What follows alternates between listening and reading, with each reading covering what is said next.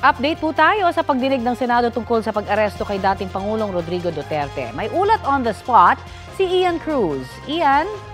Yes, Connie, sa kanyang opening statement, sinabi ni Senate Committee on Foreign Relations Chair Senador Amy Marcos na ang tanging tanong na bakit isinuko ang isang kapwa Pilipino sa mga dayuhan.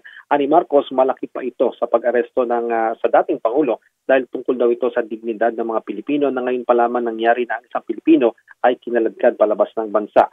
Si Senador Bongo na dumadalo online naglabas ng hinanakit tungkol sa pag-aresto at pagdala sa dating Pangulo sa dahig. Sa tingin niya, huli na ang pagdinig dahil hindi naman daw maibabalik na ang dating Pangulo sa ating bansa. Hindi naman daw tatakas ang dating Pangulo dahil hirap na nga daw itong maglakad.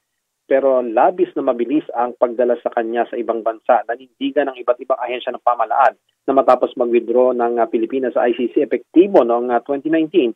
Wala nang jurisdiction sa Pilipinas ang ICC pero sabi ni Justice Secretary Jesus Crispin Remulla, wala mang jurisdiction sa Pilipinas bilang isang bansa ang ICC. May jurisdiction daw ang ICC sa isang individual na harap sa matataas na krimen kung ibabatay sa international humanitarian law na kinikilala ng Pilipinas at ng marami pang bansa. Inungkat pa ni Senador Marcos kung kailan ba nagbago ang isipan ng kapatid na si Pangulong Bongbong Marcos ukol sa ICC. Wala pang komento ang Malacanang kaugnay sa sinabi ng Senadora pero sabi ni Remulla, maaring sa pangunawa lamang ito ukol sa jurisdiksyon ng ICC na hindi estado ang hinahabol kundi ang individual na nagkasala ang hinahabol ng ICC na inirereklamo naman ng mga biktima. Nagpapatuloy pa rin, Connie, ang pagdinig ng Senado. Connie?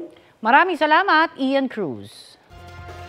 Sa isang press conference ngayon, ay sinabi po ni Palace Press Officer Yusek Claire Castro, hindi kompleto ang paglalahad ng mga nangyari sa iprinisinta ni Senadora Marcos sa hearing.